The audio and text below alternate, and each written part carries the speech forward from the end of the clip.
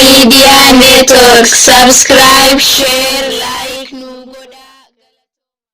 Diif shakkamtoota 13 biroo irratti jecha ragaalee abbaa alangaa dhaga'uuf har'atti qabatee ture yeroo sadaffaaf guyyaa biraatti dabarseera.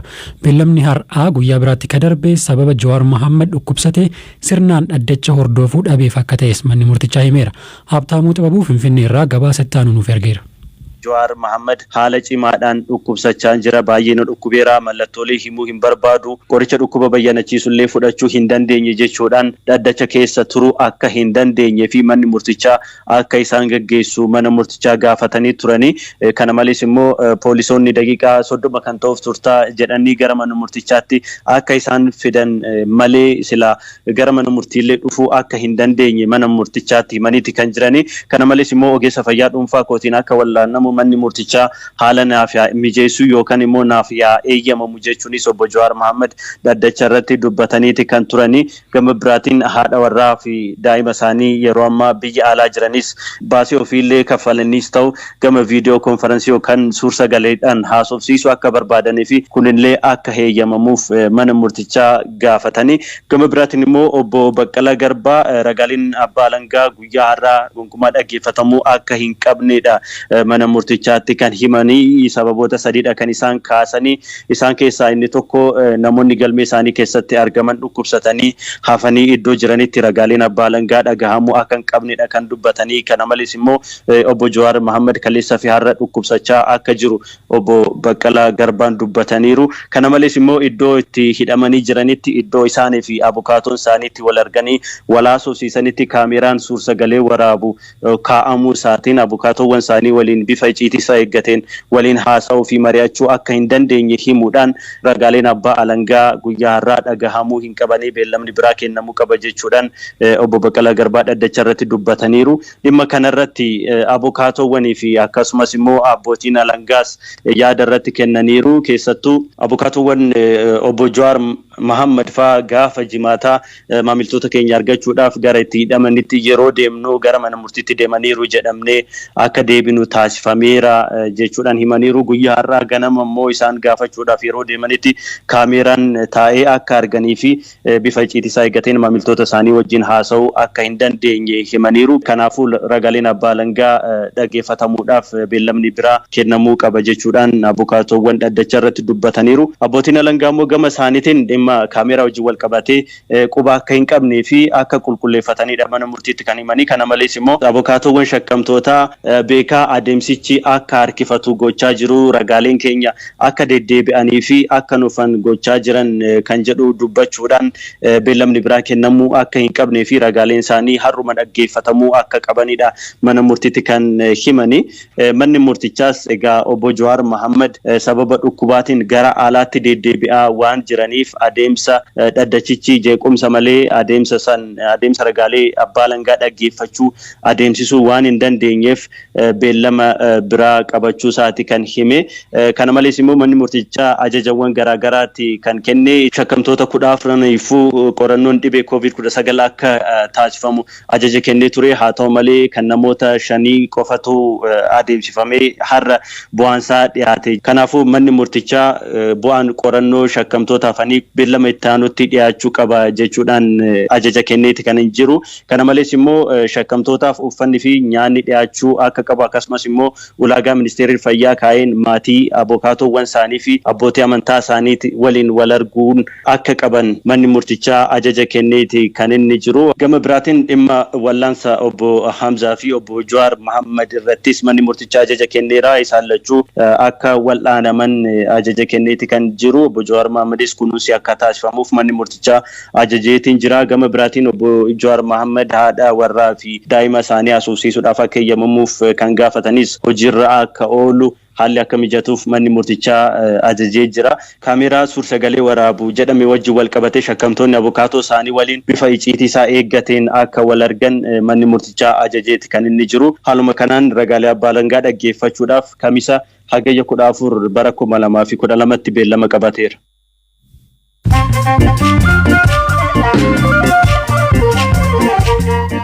Sagantaa raadiyoo BBC Afaan Oromoo caqasaa jirtu gidduutti immoo oduun gaggabaabsee isinitti hima. Itoophiyaan sa'aatii 24 darban namoota 19,747 qorannoo koronaa vaayirasii taasiftee vaayirasichi namoota 1,460 irratti argamuu himte. Namoonni 16 ammoo du'aniiru. Afrikaa kibbaatti namni ajjeechaa dubartoota 5 shakkamee hidhaa ture mana hidhaa keessatti of ajjeese. Shakkamtoota 2 dubartoota 5 ajjeesan jedhamuun naannoo KwaZulu Naataalitti hidhaman keessaa tokko of ajjeesuun dura yakkicha raawwachuu amanee ture jedhe poolisiin. Lammiileen Speen dhibba hedduutti lakkaa'aman magaalaa Maadrid keessatti maaskii uffachuun dirqama ta'uusaa mormuun hiriira ba'an. Speen erga waxabajjii darbe ogguras ji'a 3 keessa turte kaastee weerarri vaayirasichaa itti hammaateera. Haga ammaatti namoonni 28,000 ol lubbuu dhabaniiru.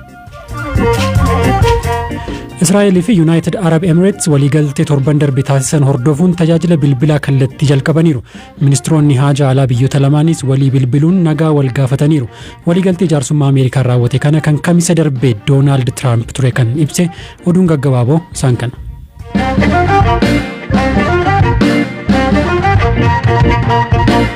Oduuttaanutti wayitan cehu magaalaa Naqamtee mooraa Yuunivarsiitii Wallaggaa keessatti sigigi lafaa qabeenya yuunivarsiitichaarraan miidhaa geessisaa akka jiru yuunivarsiitichi beeksise.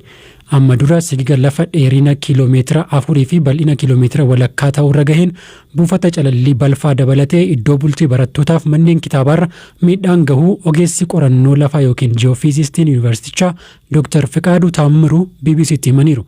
Ka'umsa sigiga lafaa kana ibsuudhaan eegalu. Bokkaan baay'ee rooba. Jiidhinsi baay'atuu fi biyyeen kun immoo guddinni biyyeen kun dhaqqee baay'ee bishaan of keessatti qabatu. Sigigiin lafaa kun uumamuu ni danda'a jechuudha. Gamoowwan baay'ee kan tatarsa'an jiru. Laftis kan dhodho'eera. Iddoo tiriitimenti pilaantan jedhamu tokko immoo balfaa adda addaa iddootti calalamu jira. Inni kritikaalii baay'ee adeemaa jira. Jala gaheera. Gar tokko isaa iddoo kan miidhameera. Dormitarii lafti isaa citeera. Laayibirariinis akkasuma gamoonsaa tarsa'eera. Kanneen kaanis gamoowwan miidhaan irra qaqqaban jiru jechuudha. Hammi bokkaa roobuu haguma dabaluun sigigi lafaa kun dabalaa jira akka jedhan Dr. Fikaaduun yaaddoon akka jiruu fi yuunivarsiitichi garee hundeessee fala dhahaa akka jiru nutti himaniiru. Yaaddeessaadha egaa maaliif wanti kun ittuma deema baranas ta'uu baatu yooma bokkaan dhaabate illee xinnoo wanti isaa jedhiinsuun irra isaa dhaabbachuu dandeeyyu ammas ittuma fumoo ganni naanna'eema dhufa bokkaan naanna'eema dhufa waan ta'eef inni amma xinnoo baqaqee yeroo adeemsa keessa caalamutti sarara itti adeema jechuudha. Hordoffii guyyaadhaanii daataa fudhannu qabna.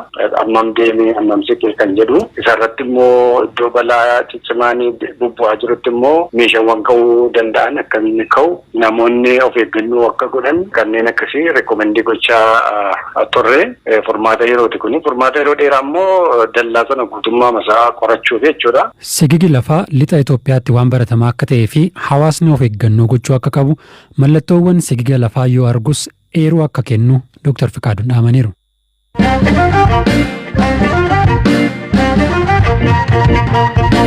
Katumuraatiin amma dura ambulaansiin haadholee da'umsa ciniinsuun itti dhufe yookaan ammoo namoota dhukkubsatan gara mana yaalaatti deddeebisuudhaan ka beeknu. Amma garuu beeladootas hireentuun waan dhaqqabaa jirtu fakkaata. Itoophiyaatti ambulaansiin beeladaa ka jalqabaa hojii eegaltee nu jedha. Gabaasni Bizuu Warqolaanaa itti aanu.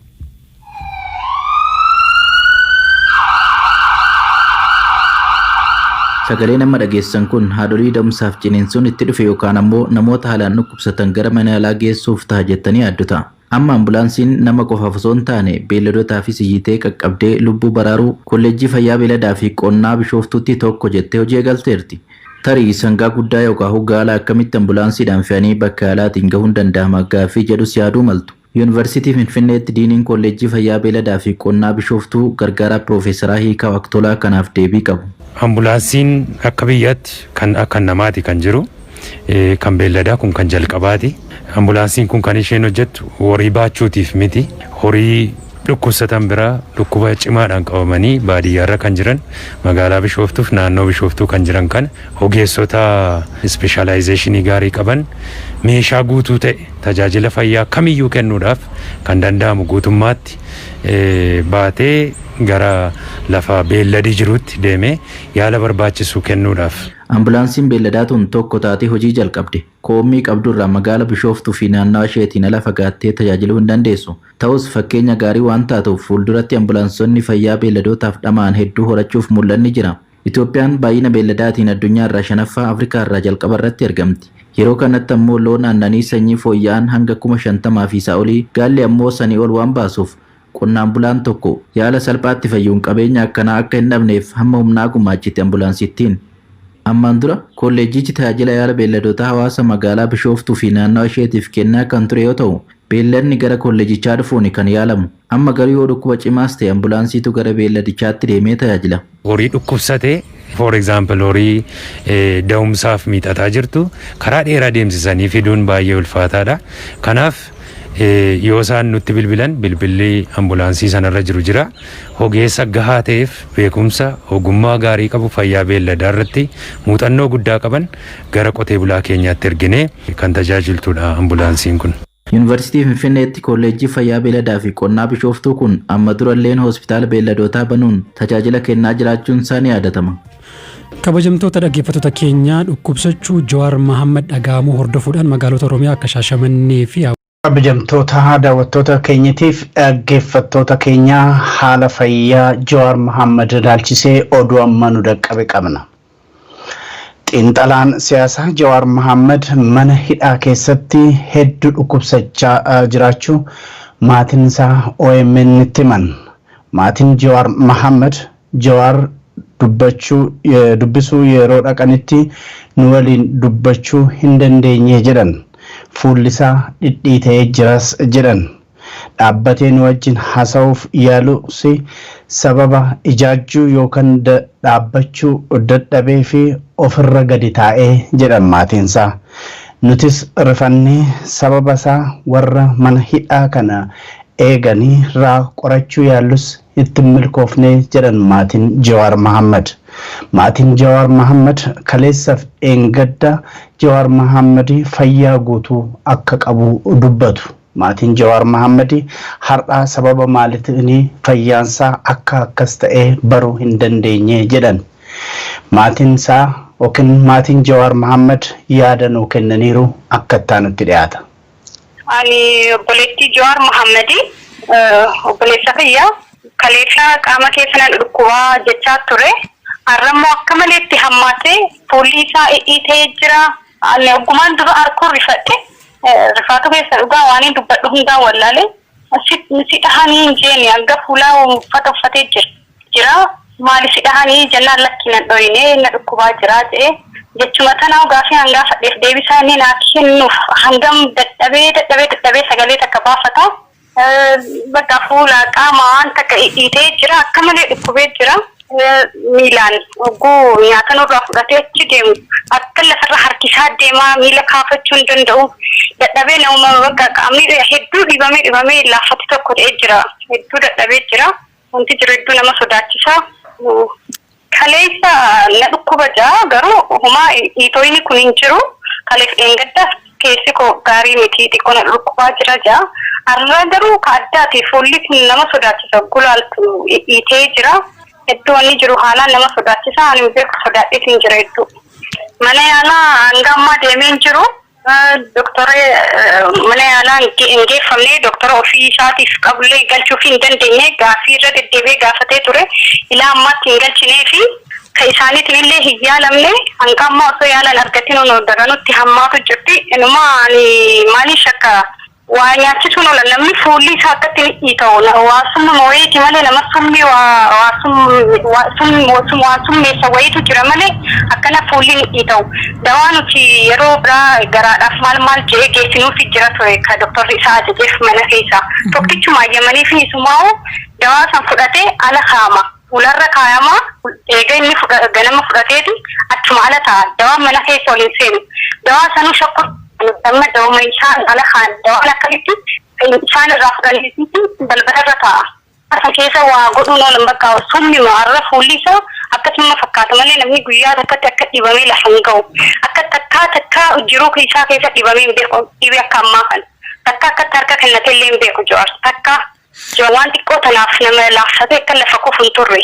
Garuu ka ammaa kun waanuma addaati. rabbummaan haadha qabus malee hedduu ulfaata hedduu. Yaa uummata Oromoo osuma ijaan agartanii osuma akkatti ilaallu har'a boru osuma jennu osuma har'a akkana goonee boru akkana goonu osoo jennu osoo walii galuu dadhabnee waan takka godhuu dadhabnee Jawaar mana hidhatti dhiisnee boru lubbuu isaa dhabuuf deemna. Gaafa san immoo mootummaan silaa kanuma beektanii akkana ta'e sababa akkanaatiin akkana ta'e jechuuf deema. Hanga lubbuun isa dhabnu callifna. Yaa uummata Oromoo ta'a. Inni kan akkanan turre isiniif inni akkanan turre uummata isaatiif akka malee dhaabbataa ture ni beektanii kanaaf isinitti ni himu. Yaa uummata keenya lubbuun isa dhabuu enna. Uummata nu dhaqqabaaf inni sin abdatee rabbi biyya galee. Maaliif calliftan? Maaliif calliftanii ilaaltan? Maaliif teessan? Please kaa kanumaan jaan.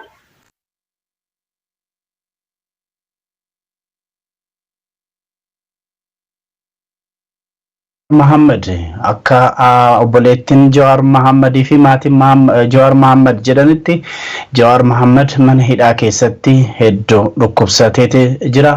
Sirriitti dubbachuu hin dandeenye, dhaabbachuu hin dandeenye, fuulli isaa dhidhiitateeti jira, hedduu dhukkubsateeti jira jedhu maatiin.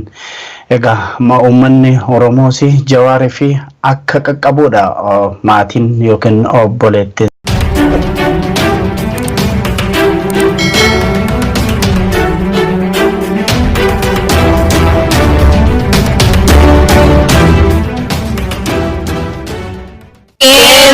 Media Network. Subscribe, share.